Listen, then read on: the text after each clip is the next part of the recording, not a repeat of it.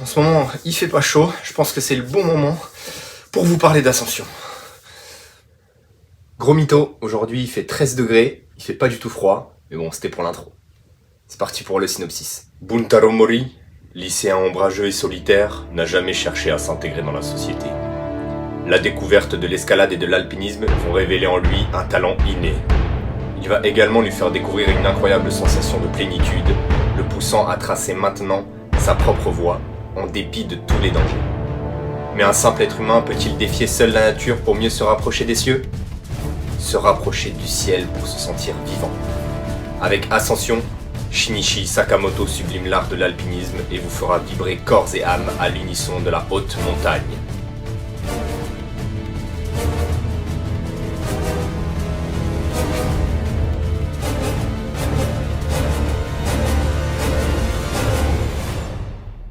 Avant de vous faire un petit topo sur l'œuvre, on va parler bien sûr de l'édition. L'édition étant 17 tomes, donc chez Delcourt Tonkam. Actuellement, on peut facilement la retrouver. Il y a un moment, c'était plus compliqué. Il y a 2 ans, elle était en rupture de stock et c'était très difficile. Elle était vraiment assez chère. Ah oui, j'ai oublié d'enlever ça, je vais l'enlever après, bref. On a toujours à la fin des tomes une interview avec un alpiniste.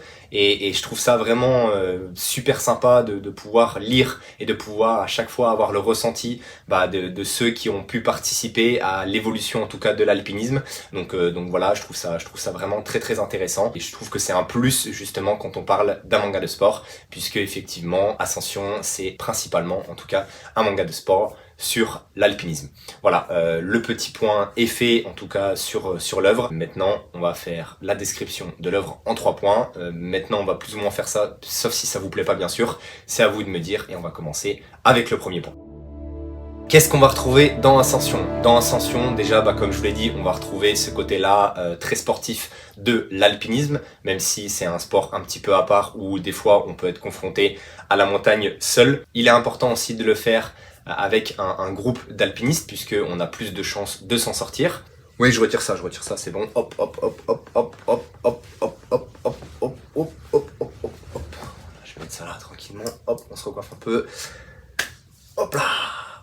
On n'est pas parfait, mais c'est pas grave. Donc oui, je le disais, on a ce premier point du coup qui est très sportif avec l'alpinisme. On a aussi donc notre personnage principal, héros, je sais pas comment on peut l'appeler comme ça, mais Buntaro Mori qui est un alpiniste solitaire. Dès le début de l'œuvre, c'est un homme seul qui n'a pas forcément d'amis, qui a du mal dans la société pour s'y intégrer. Ça, je trouve que ça nous rajoute un petit plus. Je le dirais surtout dans le deuxième point, pourquoi c'est bien en tout cas le fait qu'il soit seul et qu'il n'ait pas trop ce trait de caractère là associable. Bien sûr, le côté alpinisme va nous faire avoir des moments très haletants, des moments très intenses, des moments aussi de peur pour les personnages qu'on va pouvoir rencontrer au fur et à mesure de l'œuvre, puisque la montagne c'est impitoyable si on est mal préparé. Si malheureusement le temps n'est pas en notre faveur, et ça peut carrément bouleverser l'ascension qu'on avait prévu de faire, en tout cas l'organisation qu'on avait mis en place avec toute l'équipe, et il peut avoir des conséquences vraiment très très graves. On a un peu ce mélange de tout ça avec le sport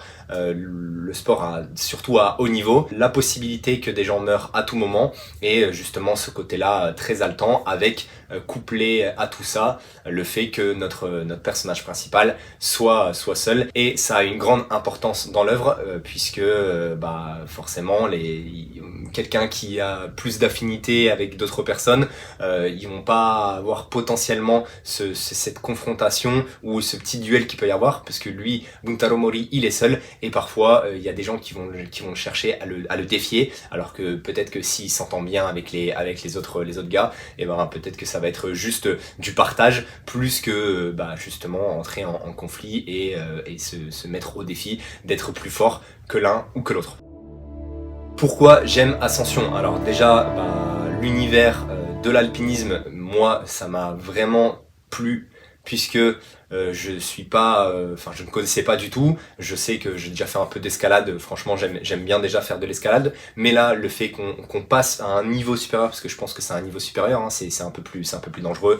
Il y a l'altitude qui peut jouer justement sur le corps, sur la respiration, sur nos efforts, et en tant que, je fais un peu de sport, donc en tant que sportif, Je trouve que c'est super intéressant de découvrir tout ça dans l'œuvre, de découvrir ce côté-là de l'alpinisme qui est, comme je vous l'ai dit, très dangereux. Donc le fait qu'on ait des points vraiment techniques, que ça soit au niveau du matériel, que ça soit, comme je vous l'ai dit, au niveau de la préparation, etc., etc. J'aime vraiment beaucoup. Ça nous immerge vraiment bien dans l'œuvre et pour le coup, c'est vraiment le cas. Moi, après cette lecture, enfin, ou même dans la lecture, j'avais envie d'aller me barrer à la montagne pour juste faire de l'alpinisme, hein, même pas pour faire du ski, du snow, enfin voilà, juste pour grimper, alors que je suis un novice et je pense que jamais j'y arriverai.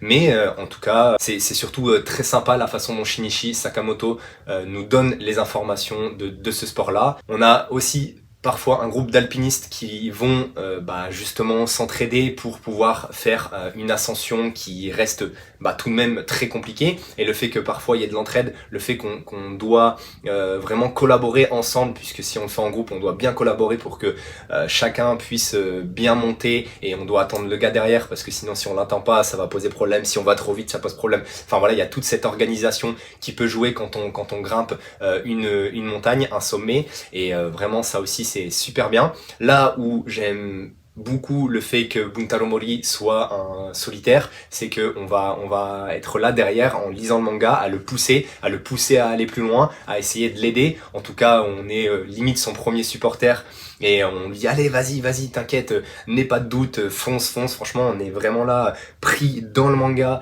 C'est, comme je vous l'ai dit, super haletant, donc on a envie de voir, enfin de faire en sorte qu'il réussisse à atteindre son objectif, qu'il réussisse à réaliser son rêve. Son rêve, je vous le laisserai bien sûr découvrir dans le manga, puisque sinon c'est pas marrant. C'est quelque chose que je trouve très important, le fait que Buntaro Mori soit solitaire, puisque il va avoir nous ce côté-là supporter, mais aussi le fait que les autres gens, les autres alpinistes vont commencer à un peu entre guillemets à l'idolâtrer, voir que c'est un génie, de la montagne, que lui il était prédestiné à grimper, qu'il était prédestiné à atteindre les sommets, voilà, tout simplement.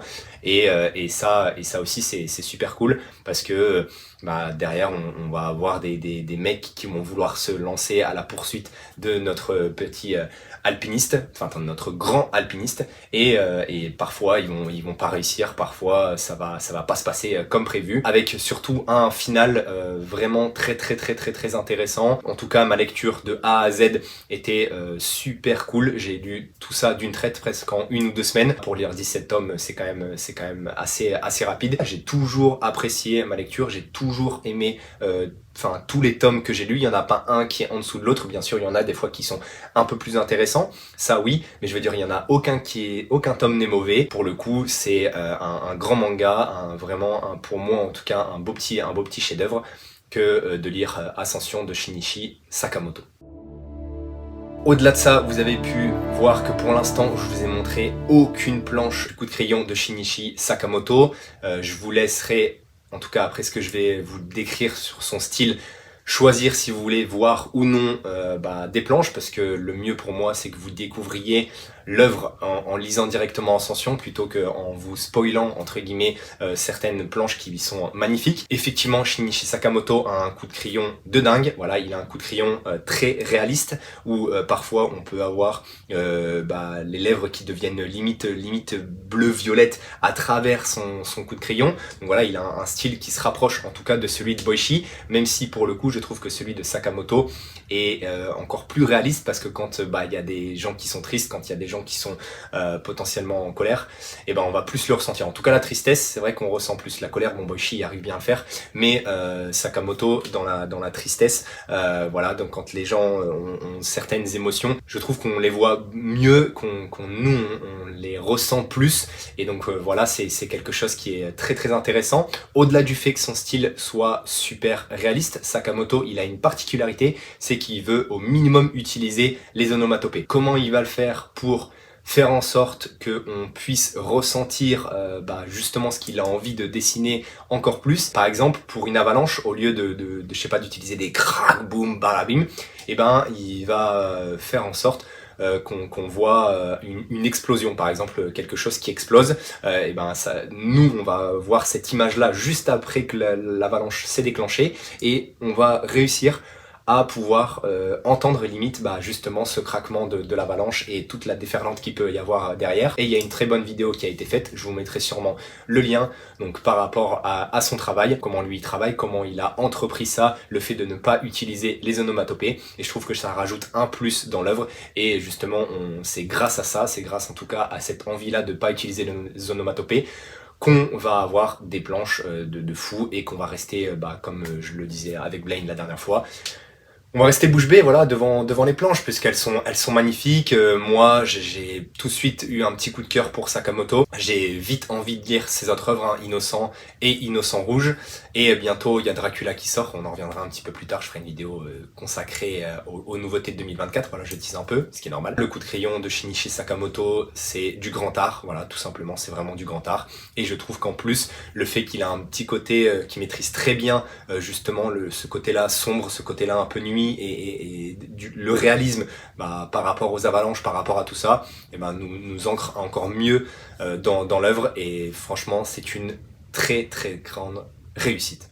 Maintenant c'est le moment pour vous soit de zapper cette partie là, ou soit de rester pour voir les planches merveilleuses du sensei Sakamoto.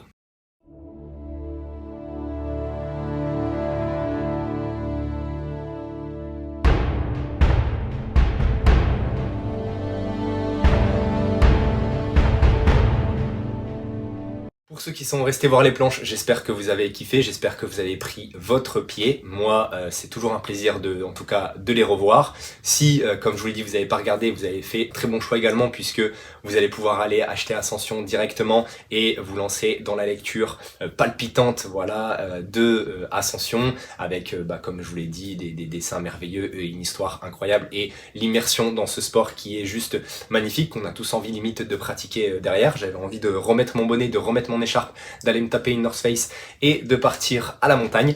Malheureusement, je ne peux pas et je le ferai pas, même si moi je suis limite team hiver. Oula, attention, là j'ai lancé un petit débat. J'espère que ce que je vous ai présenté, ça vous a plu, et maintenant on va pouvoir conclure. Merci en tout cas d'être resté jusqu'à la fin. Dites-moi si la vidéo bien sûr vous a plu ou non. Dites-moi si vous avez apprécié les différents détails que j'ai pu vous donner par rapport à l'œuvre. Dites-moi si ce petit format, entre guillemets premier point, où on décrit qu'est-ce qu'il y a exactement dans l'œuvre, deuxième point, pourquoi moi je l'ai aimé, et troisième point, le dessin. Si ça vous plaît, je pense que ça peut être vraiment quelque chose de bien de fonctionner tout le temps comme ça par rapport à toutes les œuvres que je peux lire ou que je peux vous décrire. Donc voilà, on verra ça plus tard, on verra comment elle fonctionne. Faites en sorte que ça tourne bien, faites en sorte qu'elle marche bien, parce que j'ai l'impression que ce que j'ai dit c'était pas trop mal pour une fois. Donc voilà, je vous dis à bientôt. Tanoshimu!